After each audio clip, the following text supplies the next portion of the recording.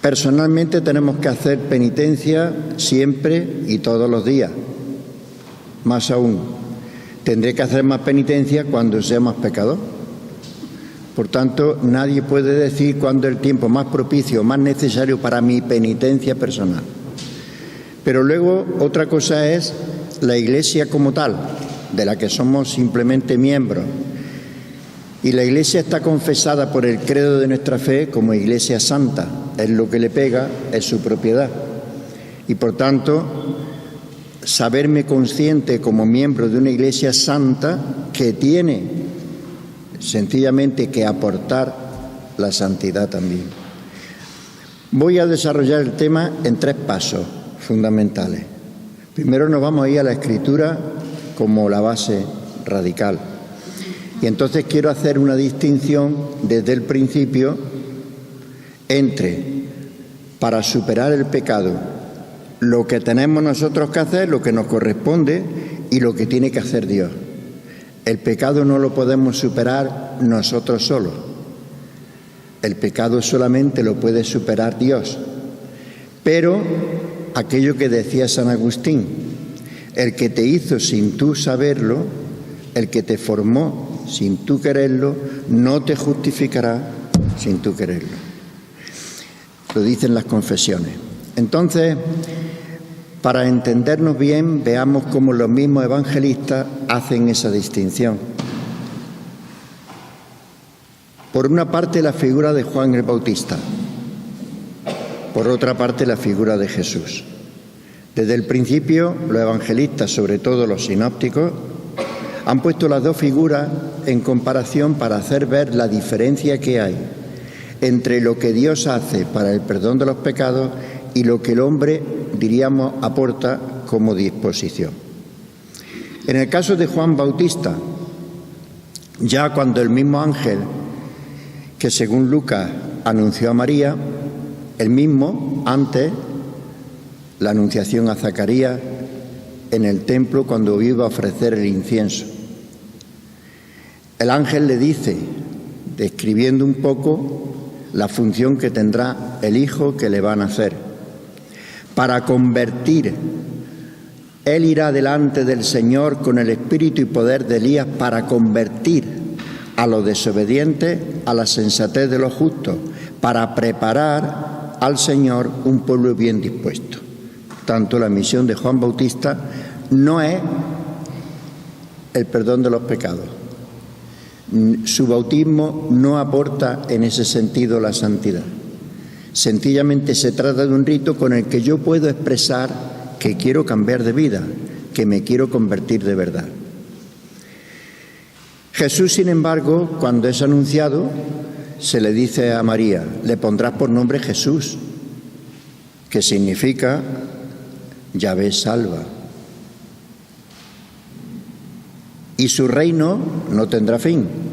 Está claro que lo está anunciando como el Mesías que vendrá a salvar. Por tanto, es distinto ya. El uno prepara, el otro realiza la salvación. Cuando acontece ya el nacimiento, con mucha más razón se expresa lo que cada uno de ellos va a significar. Por una parte, Juan, a Zacarías cuando se le suelta la lengua, dirá ese día, a ti niño te llamarán profeta del Altísimo, porque irá delante del Señor a preparar sus caminos, anunciando, pero fijaros, solo anunciando a su pueblo la salvación por el perdón de los pecados. Mientras que de Jesús, dicen los ángeles, el día de su nacimiento a los pastores, os anuncio una buena noticia que será gran alegría para todo el pueblo. Hoy, en la ciudad de David, os ha nacido un Salvador, el Mesías, el Señor. Y aquí tenéis la señal. Encontraréis un niño acostado, etc. No comento eso por ahora. Pero está claro la distinción. Cuando empiezan su actividad, otra ocasión propicia para ver precisamente la diferencia entre la misión de uno y la misión del otro, entre lo que nos corresponde a nosotros y lo que le corresponde al Señor.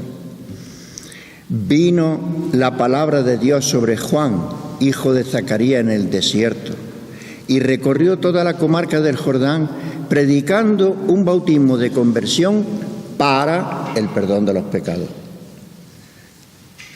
Es una disposición que hace falta, porque Dios no te va a perdonar si tú no te arrepientes en este sentido. Pero Él está para llamar a la conversión. Anuncia, sin embargo, a otro, porque de Jesús dice el mismo Bautista: yo os bautizo con agua, pero viene el que es más fuerte que yo, a quien no merezco desatarle la correa de sus sandalias. Él os bautizará con Espíritu Santo y fuego. Y entonces lo expresa bien qué quiere decir el Espíritu Santo y el fuego. El Espíritu Santo es el amor en que están unidos el Padre y el Hijo. El Espíritu Santo es el que hace la comunión. Y dice: en su mano tiene el viento para aventar la paja, reunir su trigo en el granero. Esa es la función del Espíritu Santo, congregarnos en la unión, y quemar. Ese es el oficio del fuego, la paja en una hoguera que no se apaga. Viene, por tanto, el que nos puede reconciliar y unir en el amor, en el Espíritu Santo, como viene también el que va a destruir lo que sirve de separación. Y así, cuando Jesús comienza su misión y va por fin a Nazaret, allí pide el libro, como sabéis, de Isaías, el rollo, y busca el texto que le interesaba proclamar. El Espíritu del Señor está sobre mí, porque Él me ha ungido, me ha enviado a evangelizar a los pobres, a proclamar a los cautivos la libertad y a los ciegos la vista, a poner en libertad a los oprimidos, a proclamar el año de gracia del Señor. Cierra el rollo, lo entrega y dice: hoy se cumple ante vosotros esto que acabo de decir, esto que se acaba de anunciar. Por tanto, veis la diferencia. Mientras uno dice que viene otro más fuerte que él, que trae precisamente el Espíritu Santo, Jesús se presenta como aquel que, lleno del Espíritu, es capaz de perdonar y dar la libertad. Cuando comienza ya una misión propia, porque al principio estuvo en el ámbito de Juan el Bautista y allí tuvo sus primeros discípulos, pero cuando Juan es encarcelado, Jesús comienza una función propia, distinta de la de Juan. Y entonces ya se atreve a decir cosas que hasta pueden escandalizar, como de hecho ocurrió. Y viendo la fe de ellos, dijo: hombre, tus pecados están perdonados. Pues para que veáis, se lo dijo al paralítico, que el Hijo del Hombre tiene poder para perdonar los pecados, yo te lo mando. Levántate y anda. En otra ocasión: he venido a prender fuego a la tierra. Con un bautismo tengo que ser bautizado. Y comenta Juan, se refería a su muerte en la cruz. Sí, porque la muerte de Jesús ya expía el pecado. El bautismo de Juan era con agua. El de Jesús es de salvación. Pues bien, cuando por fin se presenta resucitado, Lucas, en aquel primer encuentro del resucitado con sus discípulos, la primera vez que lo pudieron ver resucitado el mismo día de la resurrección, antes de que llegasen los otros con los que se juntó en el camino de Maús, la descripción que hace Lucas es así: se asustaron creyendo que era un fantasma. Para que vieran que no, pide de comer. Al comer les dice: así está escrito, el Mesías padecerá, resucitará de entre los muertos al tercer día, y en su nombre se proclamará la conversión para el perdón de los pecados a todos los pueblos, comenzando por Jerusalén. ¿Veis? Aquí ya se trata de la conversión, pero para el perdón de los pecados. Eficiente, efectivo, comenzando por Jerusalén. Vosotros sois testigos y a vosotros os voy a enviar. Quedaos en la ciudad hasta que os revistáis de la fuerza que viene de lo alto, porque sin esa fuerza de lo alto no podríais en absoluto perdonar los pecados. Por tanto, El perdón de los pecados, primero, es una acción propia de Jesucristo la que lo especifica y además es fruto de su muerte y resurrección. Hay algo importante, dice Pedro el día de Pentecostés, es el texto más decisivo, se presta rotundamente a esta función porque ya, os recordaréis el texto, el profeta Jeremías y sobre todo el profeta Ezequiel había dicho aquello de el don del Espíritu como fruto de la actuación del Mesías. El Mesías, o que se llama ungido, lo es porque está ungido, impregnado, penetrado, lleno del Espíritu Santo y por tanto lo puede dar. Por eso el gran don del Salvador es ser el Mesías, o es decir, comunicar, transmitir, dar el Espíritu de Dios. Pues bien, decía el profeta Ezequiel, soy un pueblo desobediente. ¿Sabéis lo que voy a hacer? Os voy a quitar ese corazón de piedra y os voy a poner un corazón de carne. Os penetraré con mi espíritu y haré que caminéis según mis preceptos, de tal manera que ya no tendrá que preguntarle el pequeño al mayor qué tengo que hacer para agradar a Dios, porque como por instinto, le gustará lo que le gusta al Señor. Es uno de los textos más expresivos de esta misión propia, específica, peculiar, principal del Mesías, de comunicar el Espíritu Santo no simplemente para ayudar a convertirse o para un perdón externo del pecado, como si Dios se olvidara de las faltas que cometimos contra Él. Se trata de renovarnos verdaderamente, de darnos la capacidad de poder obrar como le gusta a Él, cosa que no podríamos si no nos dejáramos llevar por un amor que supera justamente el amor propio que hay en mí. Por eso, justamente por eso, es Pedro el que mejor lo expresa el día de Pentecostés. Le dice a los judíos, a este Jesús lo resucitó Dios, de lo cual nosotros somos testigos. Exaltado pues por la diestra de Dios y habiendo recibido del Padre la promesa del Espíritu Santo, lo ha derramado. Está expresando con esa palabra Pedro que se está cumpliendo ahora, el día de Pentecostés, lo que Dios había prometido por los profetas como don mesiánico por antonomasia, derramar, infundir el Espíritu Santo.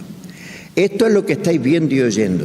Por tanto, con toda seguridad, conozca toda la casa de Israel que el mismo Jesús, a quien vosotros crucificasteis, Dios lo ha constituido Señor y Mesías. Señor quiere decir en la gloria de Dios. Por tanto, puede actuar como Dios. Siendo hombre, puede actuar como Dios.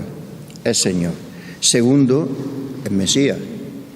O lo que es lo mismo, es el ungido, es el lleno del Espíritu. Tenga, por tanto, certeza la casa de Israel que al que vosotros habéis crucificado para desacreditarlo como un impostor, Dios lo ha resucitado y lo ha constituido Mesías y Señor. Dice el texto ahora, esto es lo más importante. Al oír esto, se les traspasó el corazón y preguntaron a Pedro y a los demás apóstoles, ¿qué tenemos que hacer, hermanos? Pedro les contestó, convertíos y sea bautizado cada uno de vosotros en el nombre de Jesús, el Mesías, para el perdón de los pecados, y recibiréis el don del Espíritu Santo. Porque la promesa vale para vosotros, para vuestros hijos y para todos los que están lejos, es decir, para cuantos llamase hacia sí el Señor Dios nuestro. Es decir, ya no se trata simplemente de la conversión, se trata del perdón de los pecados, y como el pecado, en definitiva, la eficiencia o el efecto del pecado es apartarnos de Dios, justamente dice que se supera el pecado a aquellos que por el Espíritu Dios une consigo, llama y une con Él. Se trata ya de la reconciliación. Con estas y otras muchas palabras dio testimonio y los exhortaba diciendo: salvaos, apartaos de esta generación perversa, la que ha negado a Cristo y la que lo ha querido desacreditar, la que no ha creído en Él. Los que aceptaron sus palabras se bautizaron y aquel día fueron agregados unas 3.000 personas. Es decir, el último efecto del perdón de Dios y principal es que termina uniéndonos entre nosotros, al unirnos Él consigo también. La reconciliación con Dios conlleva inmediatamente la reconciliación como hermanos, porque en el proyecto del Padre lo que estaba en definitiva es ser padre de una multitud de hijos, haciéndole hermanos a su Hijo unigénito, uniéndonos. Por eso es muy significativo que diga ¿qué tenemos que hacer? Hermanos, como se dirigen aquellos que creyeron en Él. El texto es muy importante porque si aquel día, después de que Pedro predicara, ninguno hubiera creído a Pedro, la Iglesia sencillamente no existiría. El texto nos dice que la Iglesia existe, es decir, aquel día les fueron agregados unos 3.000. La Iglesia existe porque aquel día fue creído Pedro y a raíz de ahí, al hacer lo que él pedía, fueron congregados en la Iglesia. Muy bien, entonces tenemos como conclusión de estos textos fundamentales en el que se ve la diferencia entre una simple conversión y lo que luego es la superación del pecado, el perdón de los pecados, la reconciliación con Dios, la reconciliación entre nosotros. Por una parte, fijaros las partes que tiene el texto. Por una parte, la aceptación por la fe. Les traspasó el corazón y le dijeron: ¿qué tenemos que hacer nosotros, hermanos? Preguntar qué tenemos que hacer es lo mismo que decir: te hemos creído, dinos lo que vamos a hacer ya. Es la fe. Lo primero de todo, la aceptación de la fe. Al oír esto se les traspasó el corazón y preguntaron: ¿qué tenemos que hacer? Segundo, ¿qué hace falta para superar el pecado? Ser bautizado en el nombre del Señor Jesús. No basta con la fe. Hace falta también el bautismo para el perdón de los pecados. Una cosa es que yo crea en el Señor y otra cosa es que Él me una consigo. Eso le corresponde a Él. Y en este sentido se trata del perdón de los pecados, que no es otra cosa que la reconciliación con Dios, porque el pecado lo que hizo fue la ruptura, la separación. Hace falta, por tanto, ya dos cosas: la fe, el bautismo. Pero hace falta también otra. No basta. Hace falta cambiar la mentalidad. Los criterios incompatibles con el Evangelio hay que irlos desechando. Eso es lo que se llama la purificación. Apartarse de esta generación perversa. ¿Quién es la generación perversa a la que se refiere? Lo acaba de decir: vosotros habéis crucificado al Verbo de la vida. Aquel al que vosotros habéis crucificado, Dios lo ha exaltado. Esta generación perversa, salvados de esta generación, los que aceptaron sus palabras se bautizaron y aquel día les fueron agregados. Es decir, se apartaron de una mentalidad para unirse en otra dimensión. ¿Qué quiere decir esto? Que lo que realiza el Señor en nosotros superando el pecado no podemos sustentarlo nosotros también, sino que necesitamos a la Iglesia para poder vivir, para poder crecer, para poder vivir en la santidad. De la Iglesia no se puede uno apartar, porque de lo contrario la vida bautismal falla. Es como si un niño naciera y no tuviera familia que lo acogiera y lo pudiera cuidar. No basta con el nacimiento, hace falta después el acompañamiento, la vida.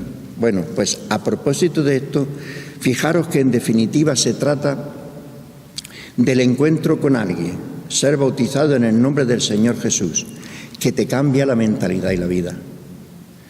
Por eso, Benedicto XVI, en aquella encíclica que nos dejó, Dios es amor, dijo algo al principio muy importante, una afirmación rotunda que da sentido a todo lo que él enseña allí.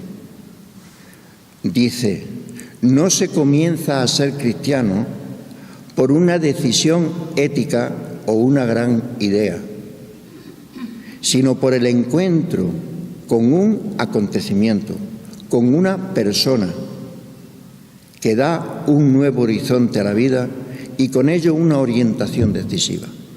No se puede expresar mejor.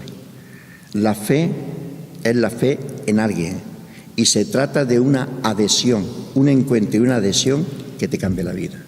Por eso el caminar requiere justamente el acompañamiento también.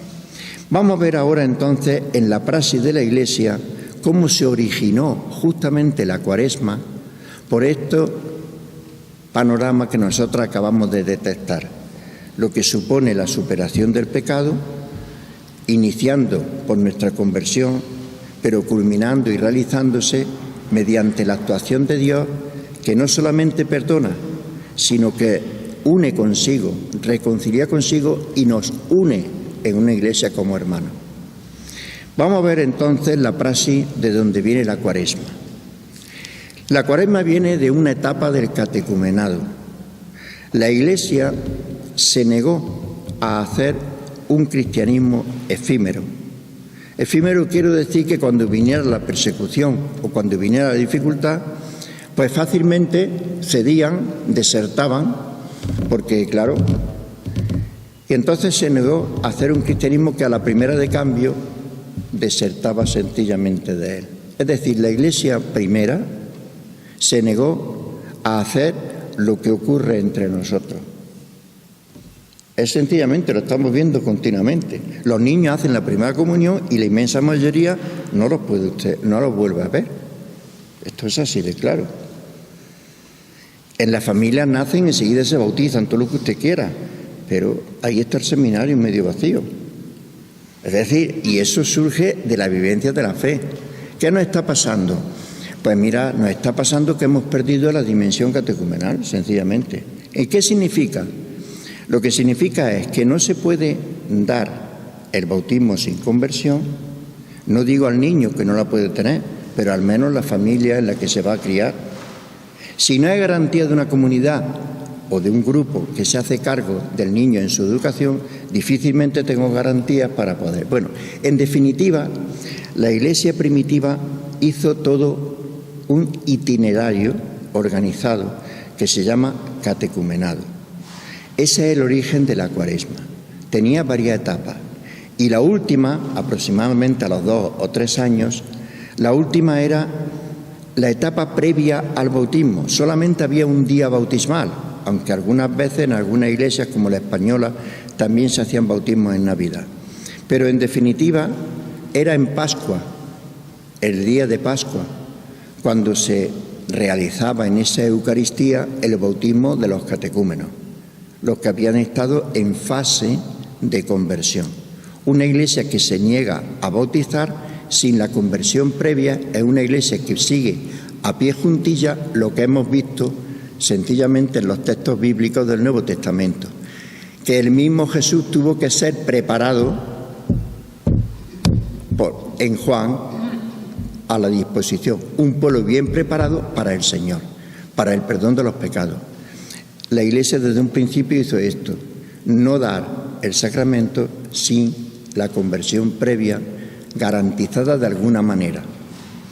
Y en este sentido la última fase se llamaba purificación o iluminación. Se trata de la última fase en acompañar la Iglesia a unos que nacen en su seno, porque en su seno han sido gestados. Desde que entraron en el catecumenado, el Hijo de Dios es Hijo de la Iglesia. En su seno ha sido gestado, ha intervenido el catequista, ha intervenido el pastor, ha intervenido los padrinos, ha sido llevado paulatinamente al conocimiento del Señor y del camino que es su Evangelio, y ha ido motivándose para cambiar los criterios frente al ambiente que lo puede rodear. En este sentido, ha ido gestándose en esa conversión al Señor. Pero llega un momento en que no solamente se trata de gestar, sino de dar a luz. Y la Iglesia, que ha estado acompañando en la gestación, ahora tiene que acompañar también, sobre todo, en el nacimiento. Y después se tiene que encargar de su crecimiento y su educación. Es la Iglesia Madre que manifiesta esa cualidad esencial, generando y cuidando a los hijos de Dios hasta que ellos también pueden ser miembros activos de esa comunión.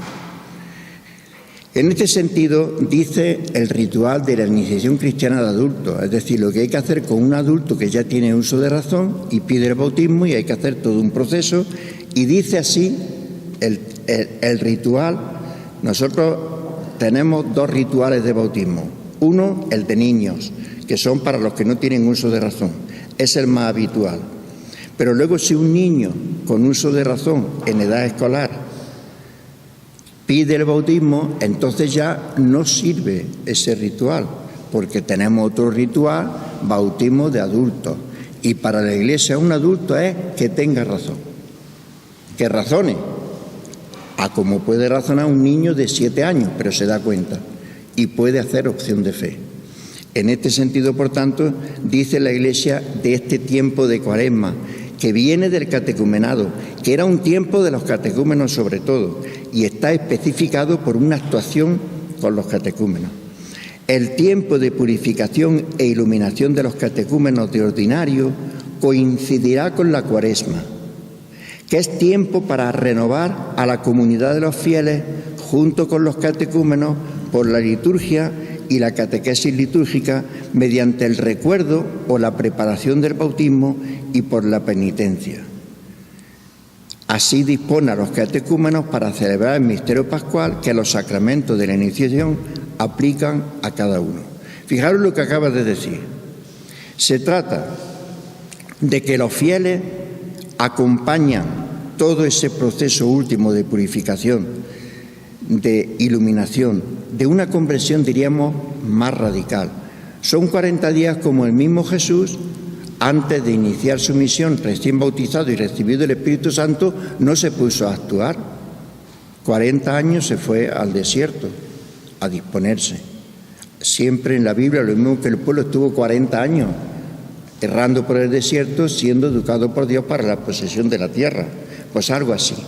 En este sentido, por tanto, se trata de esa última preparación, en la que los catecúmenos, acompañados por la Iglesia, esta no va al bautismo, pero sí va a su renovación. Y entonces, los cristianos, en aquel tiempo ya, esta vela bautismal que nosotros usamos en la vigilia pascual, pero que se da en el bautismo, vosotros sabéis que en el bautismo el padrino entrega la vela encendida y se la entregan al padre de la criatura. Si es niño, ya se le entrega a él. Pues imaginaros que recibe la luz de la fe,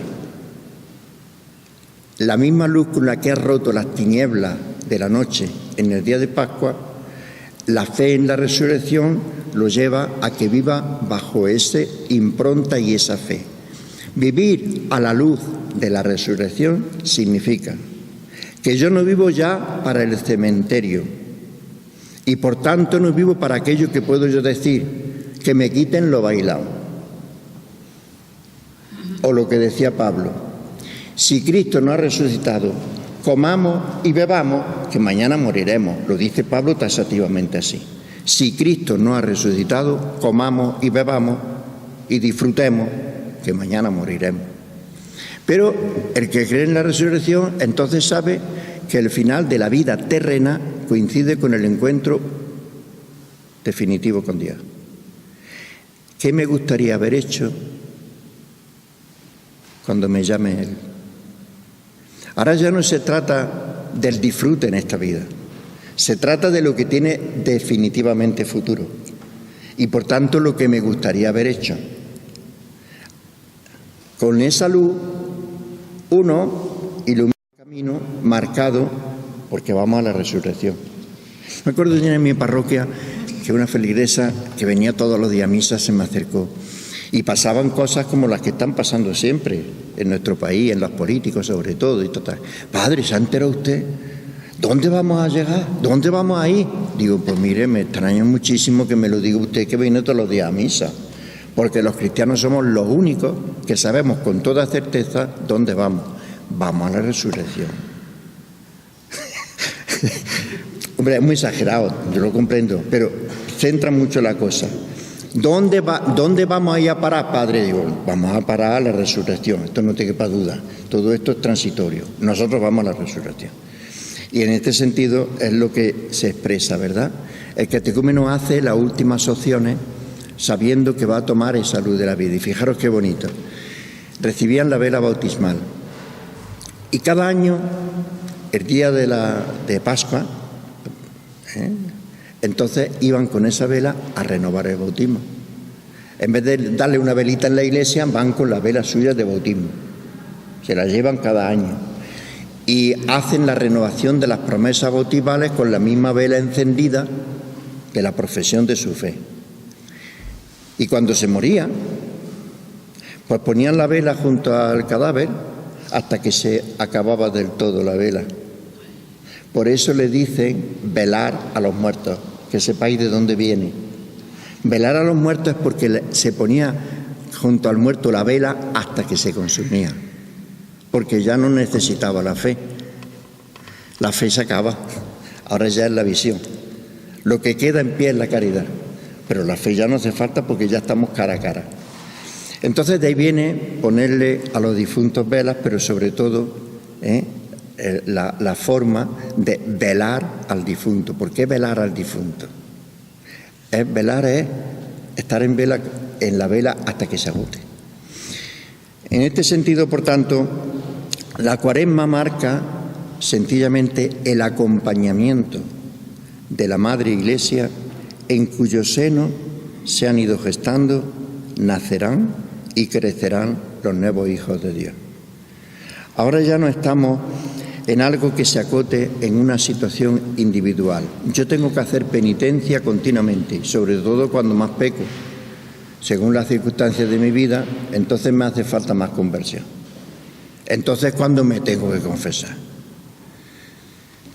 Pero hay un tiempo que ya no es como individuo, es como miembro de una iglesia. Esto nos cuesta trabajo en nuestra cultura y por eso nos cuesta trabajo muchas veces explicar por qué Jesús se quiso hacer bautizar por Juan, cuando aquel bautismo era para los que se tenían que convertir. Era un bautismo en el que lo que se expresaba era el cambio de vida y la conversión. ¿Es que Jesús tenía pecado? No. ¿Tenía que convertirse? No. ¿Cambiar de vida? Bueno, eso sí. Pero el caso es que Él se pone en la fila con los pecadores. ¿Esto tiene explicación? Hombre, una vez que Pablo ha dicho, Dios ha hecho a su Hijo pecado, ya te puede esperar de todo.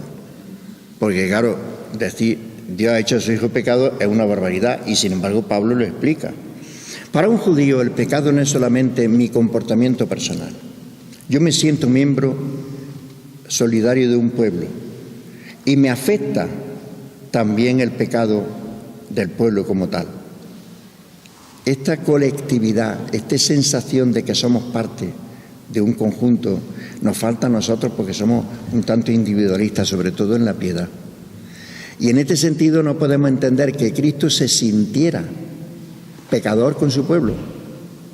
Él no tiene pecado personal, pero se ha hecho hombre en un pueblo pecador y entonces se solidariza con los pecadores porque se siente miembro de un pueblo que tiene pecado y que necesita conversión.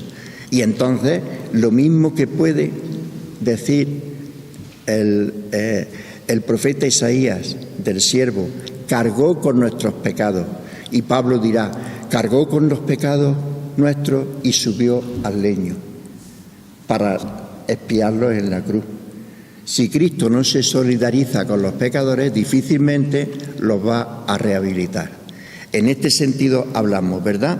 Se trata de la ocasión que tengo al año de sentirme miembro de un pueblo que necesita dar un mejor testimonio de santidad. La Iglesia es santa y yo necesito convertirme más al Señor por una exigencia fundamental, porque soy miembro de una Iglesia que tiene que ser referencia para el mundo de la verdad de Dios. Y muchas veces está muy oculta, porque nos hemos contagiado del mundo y ya no hay distinción. Aquello que dijo Pablo, apartados de esta generación perversa. Nosotros no nos hemos apartado del todo. Siempre tenemos contaminación. La Cuaresma es precisamente entonces el momento de revisar mi vida por si está contaminada, más o menos advirtiéndolo o no yo. Y en este sentido, estas charlas cuaresmales y todo esto viene a buscar un discernimiento, esa purificación o iluminación para ir limpiando nuestra conciencia de esos criterios que se nos van pegando de generación perversa, perversa, lo digo muy fuerte, pero así lo dice la Escritura. Es decir, aquellos que actúan desde unos criterios muy ajenos y hasta contrarios al Evangelio, ¿no? Y entonces hay que tener cuidado y tenemos que volver a ser pues ese fermento o esa oportunidad que tiene el mundo de tener una referencia de lo que es la fe en Jesucristo y su verdad. Y eso no es teórico, eso es real. Y si no se hace real en la vida, pues entonces, eso que decía Pablo, vosotros no os dais cuenta, pero sois el rostro de Cristo como Cristo es el rostro de Dios.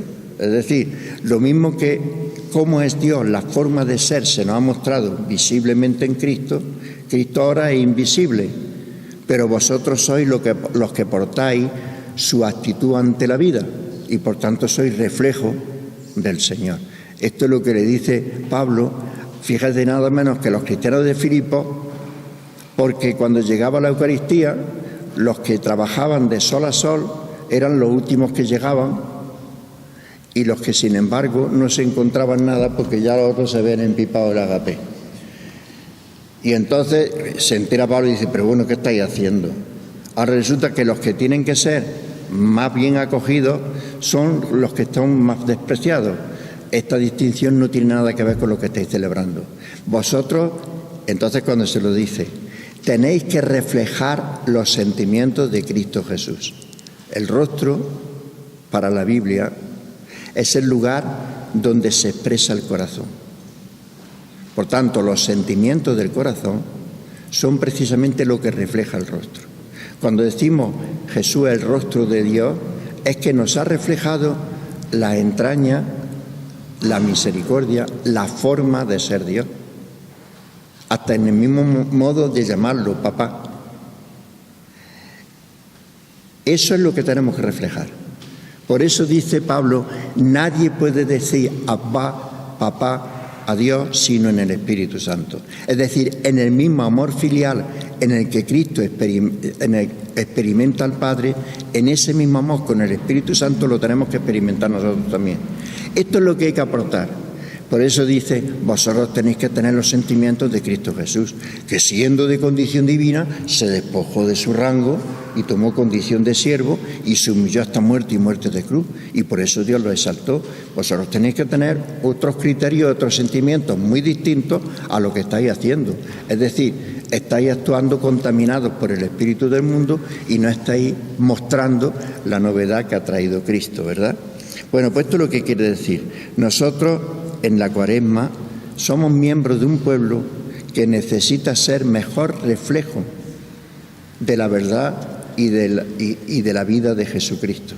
Y por eso este tiempo, dice la Iglesia, que no es tanto de aprendizaje teórico, que es más bien de adiestramiento del corazón. Se trata de discernir y de volver a hacer esa conversión. Por eso se nos dice mediante los sacramentos, sí, pero mediante la penitencia también. Entonces, mediante la penitencia, yo sí que quería ver una de las praxis más fundamentales de este tiempo de Cuaresma, El obispo nuestro, don Amadeo, acaba de escribir una carta preciosa sobre el sacramento de la penitencia precisamente. Y entonces yo quisiera coger ahora sencillamente la fórmula con la que nosotros somos reconciliados en el sacramento de la reconciliación y hacer ver en ella cómo sencillamente es renovar el bautismo. Es la oportunidad que tengo, por eso se le llamó muchos tiempos a sacramento de la reconciliación o de la penitencia, se le llamó el segundo bautismo. Tan era así que fíjate que al principio solamente se permitía una vez en la vida. O sea, había un bautismo, como esto era renovación del bautismo, solamente una vez en la vida había oportunidad de ser reconciliado sacramentalmente. Con lo cual, ¿qué pasaba? Porque todo el mundo esperaba a estar caucándolas para confesarse, porque claro, tenía una oportunidad nada más. Vamos a esperarnos a cuando ya esté para morirme, porque si ahora me perdonan, ya no puedo volver si meto la pata otra vez. Y en este sentido, pues se atrasaba mucho, esto fue contraproducente. Paulatinamente se fue abriendo la posibilidad, pero al principio se llamaba segundo bautismo y por tanto una sola vez, fíjate. ¿Esto qué quiere decir? Que cuando nosotros nos acercamos al sacramento de la penitencia, teníamos que tenerlo en cuenta porque muchas veces se ha desvirtuado un tanto el significado de este sacramento. Por eso lo quiero comentar, como fórmula en la que vemos perfectamente la distinción de lo que he empezado diciendo en la charla: la conversión que nos corresponde a nosotros, la superación del pecado que le corresponde a Dios. Constatamos brevemente en esta fórmula en el sacramento de la penitencia todo lo que hemos estado diciendo hasta ahora, y se me da así la oportunidad. Dice la fórmula: Dios Padre misericordioso, que reconcilió consigo al mundo por la muerte y resurrección de su Hijo, y derramó el Espíritu Santo para la remisión de los pecados, te conceda por el ministerio de la Iglesia el perdón y la paz. Y yo te absuelvo en el nombre del Padre, del Hijo y del Espíritu Santo. Empecemos.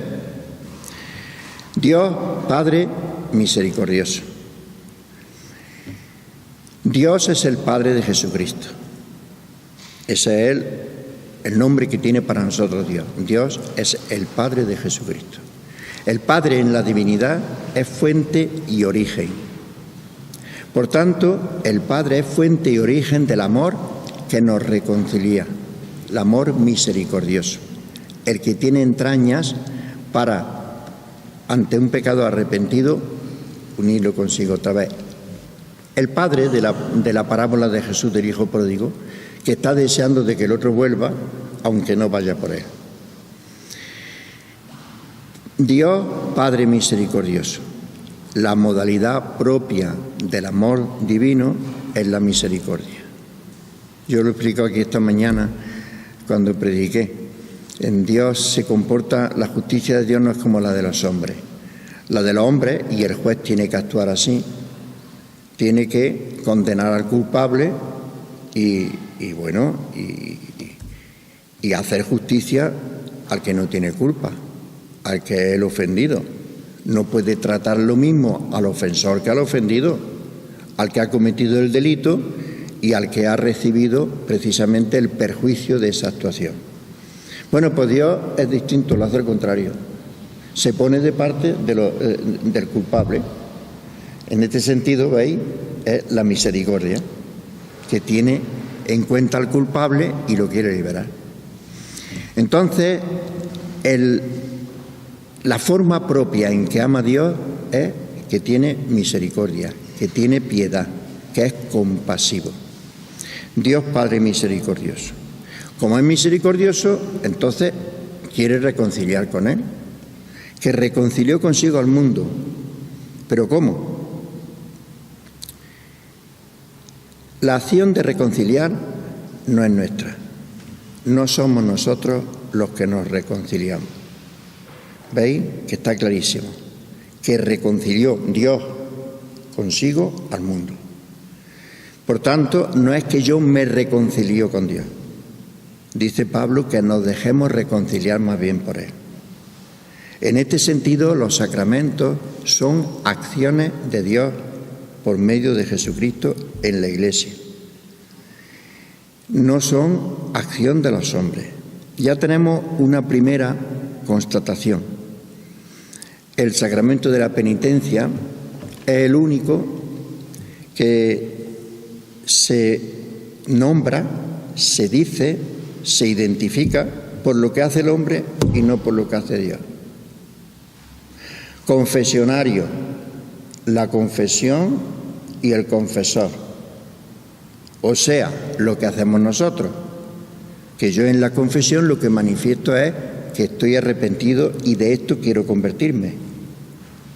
La fórmula con la que uno se acerca no es simplemente me acuso de esto, eso es un lenguaje pagano, me acuso, o soy acusado, como no tengo nadie que me acuse, yo me acuso de esto. Es decir, reconozco que soy culpable de esto y vengo a pedir el perdón. No se trata de eso, se trata de aquello que tú te quieres convertir, quieres cambiar. Y entonces yo me arrepiento y quiero convertirme, me arrepiento y quiero convertirme de esto y de esto. Pecado mortal hay que decirlo a la fuerza, porque si lo que se dicen son los pecados que yo tengo que superar, si es mortal, necesariamente me tengo que convertir. Como no hay perdón de los pecados sin conversión previa, entonces me tengo que arrepentir y tengo que confesar el pecado como signo de que en eso quiero cambiar. Pero luego hay muchos pecados que no son mortales y yo no puedo pretender ser perfecto absolutamente en todos los fallos que yo pueda tener.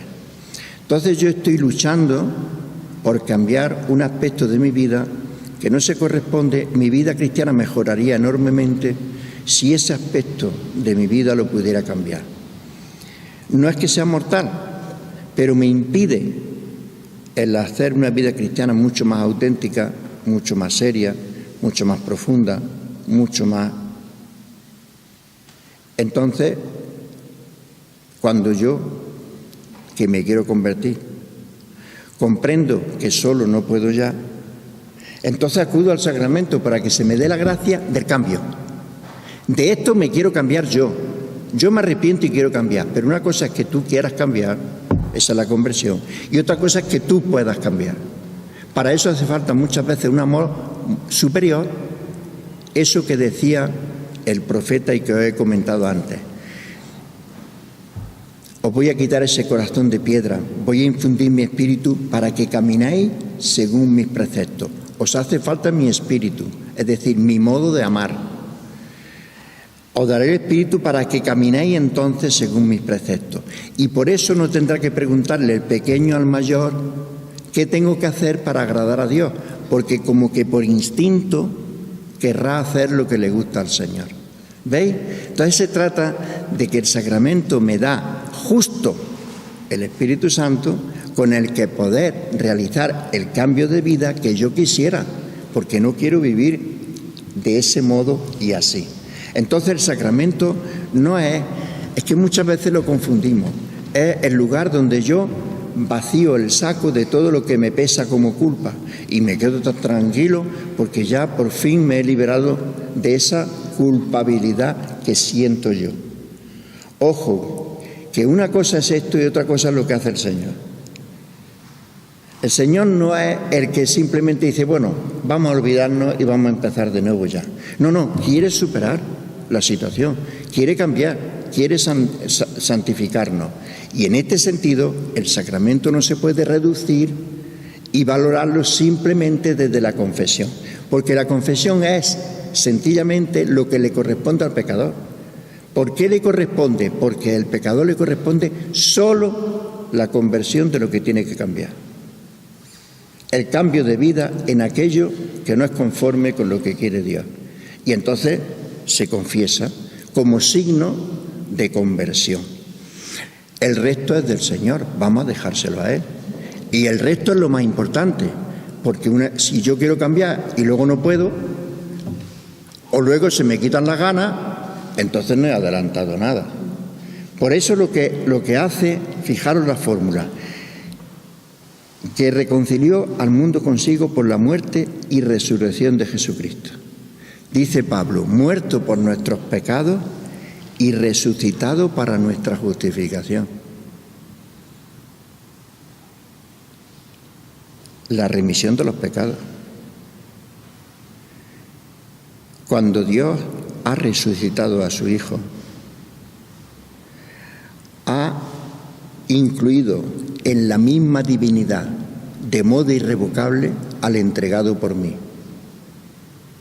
Cristo se ha entregado en su humanidad. Ha entregado su cuerpo, que tiene como hombre, y ha permitido que lo claven y ha aguantado la cruz. Por amor y porque quiere librarnos del pecado, porque dice mi cuerpo que se entrega para expiación de vuestros pecados. Si Dios lo resucita y lo integra en la Trinidad de modo irrevocable y para siempre, tiene en sí para siempre al que está volcado misericordiosamente por nosotros, al muerto por mí. Y entonces quiere decir que no puede dejar de perdonarme, porque ha asumido en sí mismo al entregado por mí, y eso quiere decir que hemos sido justificados por la resurrección de Cristo. Es decir, la resurrección de Cristo, casi como para que nos entendamos, Dios se obliga ya para los restos a tener misericordia, se obliga, porque el entregado por mí, por eso dice San Juan, hijos no pequéis, pero si alguno peca, no tengáis tanta preocupación, que tenemos uno que intercede por nosotros ante el Padre. Entonces se entiende, reconcilió consigo al mundo por la muerte y la resurrección de su Hijo. Pero fíjate que no se queda ahí, no se queda solamente en expiación del pecado o en perdón del pecado o en que ya Dios me libera de la culpa. No se trata solamente de eso, hay más. Y derramó el Espíritu Santo para la remisión de los pecados. No dice para el perdón de los pecados, dice para la remisión. ¿Qué quiere decir la remisión? La redención, la superación del pecado. El pecado, en definitiva, todo radica en que yo, en vez de servirme de algo, lo acabo sirviendo. Dios hizo las cosas para el hombre y al hombre para él. Pero ocurre muchas veces que yo hago de las cosas aquello para lo que vivo y lo escojo frente a Dios. En definitiva, es una degradación. Por eso, si ahora se me dice Dios reconcilió consigo, me está superando el pecado, que es el que me ha atado a lo que se acaba y por tanto me precipita en la muerte. El pecado en definitiva es eso. Por eso Pablo decía a los cristianos, bueno, vosotros ya estáis liberados del pecado, ya sabéis, porque vosotros sois todo es vuestro, vosotros no sois ya de las cosas, todo es vuestro, pero ojo, que vosotros sois de Cristo y Cristo de Dios. Las cosas, las realidades son no para servirlas, sino para servirse de ellas. Cuando yo por encima de la voluntad de Dios utilizo mal una cosa y no como quiera Él, me esclavizo, actúo, no me sirvo de, sino que sirvo a. Y esta es en esencia lo que hay latente en cada pecado. Por eso dice, reconcilió al mundo consigo y por la muerte y resurrección de su Hijo, y derramó el Espíritu Santo, como dijeron los profetas, para la remisión de los pecados. Es decir, el pecado en superación, cambiar el modo de querer aquello. Santo Tomás lo explicaba muy bien. Decía que la gracia, la caridad, no es otra cosa sino el instinto que pone el Espíritu Santo en nuestro corazón para que me guste lo que le gusta a Dios. Eso es la remisión del pecado, que ya me gusta otra cosa. Puedo superar el encanto o la atracción que tengo por aquello otro que me aparta de alguna manera de Dios. y por eso te conceda por el ministerio de la Iglesia el perdón y la paz. ¿Qué otorga este sacramento, por tanto? Fijaros, te conceda por el ministerio de la Iglesia el perdón y la paz. Dos cosas: el perdón, la eliminación de la culpa del pecado; la paz es la reconciliación con Dios y con los hermanos. En este sentido se trata de la reconciliación con Dios y con la Iglesia. Esto es justamente lo que da el bautismo. O sea, que se ve perfectamente que este sacramento, en la misma fórmula, lo que hace es devolverte la gracia bautismal, que de alguna manera ha sido enturbiada por el pecado venial o ha sido disipada por el pecado mortal. Entonces ahora se trata de una verdadera restauración. ¿Qué me dio el bautismo? Es que perdona el pecado original, nos genera como hijos de Dios, nos integra como miembros de la Iglesia, nos da la gracia santificante, nos llena de caridad, nos da la fe o el instinto para la fe. Mira, es muy sencillo. Lo que aporta el bautismo es sencillamente esto: la unión con Cristo en la Iglesia. Al unirme a la Iglesia me une con Cristo, porque fuera de la Iglesia no hay comunión con el Señor. Entonces, la unión con Cristo en la Iglesia. Fíjate ahora, el perdón y la paz. Y dice: y yo te absuelvo de tus pecados en el nombre del Padre, del Hijo y del Espíritu Santo. Estamos bautizados en el nombre del Padre, del Hijo y del Espíritu Santo. Yo te absuelvo. Absolver. ¿Por qué dice absolver y no dice yo te perdono los pecados? Lo podría decir más fácil. Hemos conservado una palabra difícil muchas veces de entender, pero sin embargo la Iglesia lo ha querido conservar. ¿Por qué? Porque expresa perfectamente lo que realiza el sacramento en el orden de reconciliarnos e integrarnos más profundamente en la Iglesia. Cuando Jesús puso la parábola del buen pastor, dijo aquello de: las mías conocen mi voz y yo las saco del aprisco y las llevo a buenos pastos. En la costumbre pastoril de su pueblo, de la Baja Galilea, donde había ganado y no solamente agricultura, pues la cosa era muy... había algunos que no se podían ir con el ganado y los dejaban atados. Atados quiere decir al margen de... Lo dice precisamente a Pedro: lo que ates en la tierra quedará atado en el cielo. Lo que desate en la tierra quedará desatado en el cielo. ¿Qué quiere decir, por tanto, absorber, desatar? ¿Qué quiere decir desatar? Volver a integrar en la Iglesia. Lo que dio el bautismo, la comunión con Cristo en la Iglesia. Esta vinculación a Cristo se enturbia por el pecado. Esa vinculación con la Iglesia Santa se enturbia y se disipa o se hace mucho más endeble por el pecado. En este sentido, por tanto, decir yo te absuelvo es yo te reintegro de modo pleno de nuevo en la Iglesia. Te devuelvo la gracia bautismal principal. Dios reconcilió al mundo consigo por la muerte y resurrección de su Hijo, pero me reconcilia plenamente con la Iglesia por la santidad del Espíritu Santo. Esto es lo que quiere decir.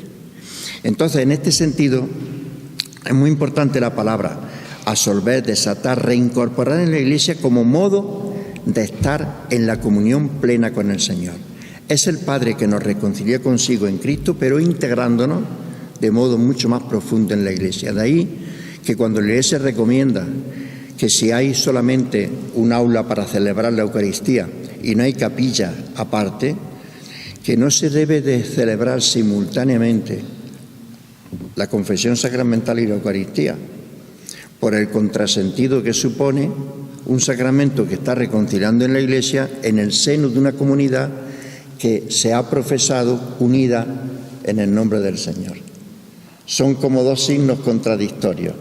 Por eso esa recomendación. Lo importante es que gastemos muy bien. Se trata de reincorporar a la Iglesia como modo de estar en comunión con Cristo, más clara y rotundamente. Acaba de salir de la Congregación para la Doctrina de la Fe una carta del mes pasado. Voy a leeros ya para terminar lo que dice en esta carta a la congregación, porque coincide perfectamente con lo que yo he tratado de explicar. El lugar donde recibimos la salvación traída por Jesús es la Iglesia, comunidad de aquellos que, habiendo sido incorporados al nuevo orden de relaciones inaugurado por Cristo, pueden recibir la plenitud del Espíritu de Cristo. No se puede decir con más nitidez. Comprender esta mediación salvífica de la Iglesia es una ayuda esencial para superar cualquier tendencia reduccionista. ¿Cuáles son las tendencias reduccionistas que impiden esta visión? La salvación que Dios nos ofrece, de hecho, no se consigue solo con las fuerzas individuales. Con las fuerzas individuales yo puedo arrepentirme, yo puedo convertirme, pero no soy capaz de reconciliarme con Dios, ni de integrarme más plenamente en la Iglesia, ni de vivir las exigencias de la vida cristiana como quisiera. Por tanto, sencillamente la gracia. La salvación que Dios nos ofrece no se consigue con las fuerzas individuales, como indica el neopelagianismo en que nos podemos encontrar, sino a través de las relaciones que surgen del Hijo de Dios encarnado y que forman la comunión de la Iglesia. Pues bien, lo importante de esto no es saberlo, sino vivirlo. Tenemos un tiempo de oportunidad de santificarnos. El sacramento es la parte penitencial que corresponde más bien a la Cuaresma, pero que la exigencia es sencillamente caminar con una Iglesia, sintonizar con una comunidad a la que pertenezco, que de alguna manera es la que me sustenta en la unión con Cristo. Y esa unión con Cristo que yo voy a renovar de una manera solemne, como renovación de mi bautismo en la vigilia pascual, es precisamente para lo que me está preparando la Cuaresma. La Cuaresma me prepara sencillamente para vivir la Pascua, que es el tiempo de la comunión plena con el Señor en el Espíritu Santo. Pues ya está.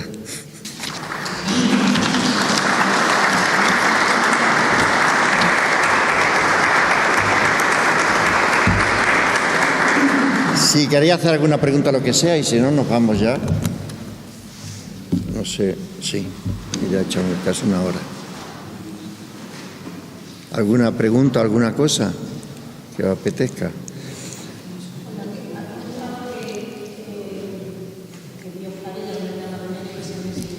Sí, se ha comprometido de alguna manera.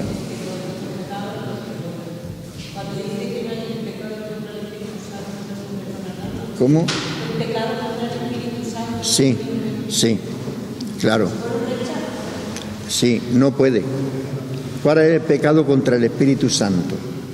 El pecado contra el Espíritu Santo es la inconversión. De tal manera es necesaria que nosotros pongamos algo. No, lo decía San Agustín, que lo he empezado a decir al principio. El que te hizo sin tú saberlo, no te justificará sin tú quererlo. De mi parte está el convertirme. Pero si no me convierto, Dios no puede hacer nada. Le ato las manos. O sea que Dios me reconcilia consigo, pero yo me tengo que confesar del pecado. Yo no puedo llegar, como a mí me ha pasado alguna vez, bueno, Padre, yo me arrepiento de todo lo que he hecho que no le ha gustado al Señor, deme usted la solución. Digo, usted me tiene que decir algo de lo que quiere convertirse, porque es que si no, ¿para qué le voy a dar la solución? La solución es la gracia para superar una situación concreta. Usted me tiene que decir un pecado, aunque sea venial, no pasa nada, no hay que confesar todos los pecados, basta, pero el pecado contra el Espíritu Santo es sencillamente la impenitencia, el que no se quiere convertir. Por eso, aun queriendo salvar Dios a todos los hombres, absolutamente, porque un padre no puede querer a un hijo más que a otro, los quiere a todos, pero sin embargo me puedo condenar. Esto es lo que me ha dicho Jesús en el Evangelio. ¿Cómo es posible que queriendo Dios salvarme yo pueda condenarme? De hecho, puede ocurrir. Pues porque no me convierto. Esa es la única condición. Entonces, hay un pecado contra el Espíritu que no tiene salida. ¿En qué sentido lo dice el Señor? En que el Espíritu Santo, Dios empuja cada corazón y también le da las ganas de convertirse. Pero el que no hace caso... Es decir, que no podemos entender que la fe y la conversión vienen también solo y en exclusiva de nosotros. Necesitamos también la ayuda de Dios, misteriosa, y Dios ayuda. Pero contra el Espíritu Santo es que yo no acepto la ayuda ni siquiera de Dios y no me convierto. Si no me convierto, esa es la razón. Una pregunta. A mí siempre me ha maravillado, tanto usted como cualquier sacerdote, cuando han explicado la catequesis, el proceso de catequesis. Y me espanta ver que hemos convertido la liturgia de nuestra celebración. Cada día estoy más espantada como catequista que soy. Entonces, ¿hay alguna manera o hay alguna posibilidad de apartarnos de la generación perversa que tenemos y volver a la origen? ¿O eso es una cosa tan descabellada que no lo vamos a conseguir? No, hay un esfuerzo impresionante en la Iglesia para recuperar el catecumenado. De hecho, en alguna diócesis se está potenciando mucho más catecumenado adulto. Hay experiencias muy importantes en el catecumenado. Pero claro, esto cuesta mucho trabajo. ¿Por qué? Porque el ambiente no ayuda muchas veces absolutamente nada. Y claro, en el momento que no tienes unas familias que eduquen realmente en la fe, en el momento que las clases de religión, ya sabemos, las están defendiendo y tal y cual, pero ¿en qué se convierten las clases de religión? Unos conocimientos de la religión católica en el país nuestro y ya está, pero no es catequesis, en realidad. Tampoco. Es decir, que en este sentido la Iglesia se negó entonces. ¿Dónde está prosperando el catecumenado? En los países llamados de misión, que no son de tradición católica antigua. Por eso el Papa insiste en que lo de la nueva evangelización no es otra cosa sino que en los países de tradición cristiana como el nuestro tienen que ponerse las pilas y hacer de esto terreno de misión. Por eso se llama nueva evangelización, porque la evangelización es el primer anuncio. Pero nosotros no hemos entendido que la primera anuncio es para aquellos lugares donde no ha llegado todavía plenamente la fe. Por ejemplo, en China hay conversiones impresionantes continuamente y además muchas veces más. ¿Y qué pasa? Que allí está perseguida. Entonces la misma persecución, ¿qué es lo que hace la misma persecución? Que el que sea lo sea convencido. Es decir, nadie se bautiza en China por gusto o por costumbre, porque es que se está jugando muchísimo la persecución. Por eso la Iglesia, cuando tuvo persecución en un principio, no estaba organizado todavía el catecumenado. ¿Cuándo se organiza el catecumenado? Justamente cuando viene la paz eclesia, entonces ya no es perseguido el cristianismo, y entonces ¿qué ocurre? Tienen que poner los papas en vigencia el culto a los mártires, aquellos que dieron la vida por Cristo, para dar un ejemplo de que ser cristiano implica una militancia y no simplemente aquí me las den todas, que necesita una conversión radical. Y en este sentido, ¿ves? La misma persecución hace que muchas veces, hombre, en España, aquí estamos en un sitio decaído y tal y cual. Tú fíjate la persecución religiosa que justamente provocó una radicalización mucho más de la fe. Se llenaron los seminarios, claro, tiene su lógica. La misma vida te lleva a que la conversión tiene que ser muy sincera, muy de verdad, porque te estás jugando algo gordo. Y eso no se, claro, en este sentido, cuando no significa militancia alguna, ni una conversión radical, pues entonces ocurre esto que estamos viendo. La costumbre es por costumbre, las costumbres y ya está. Muy bien.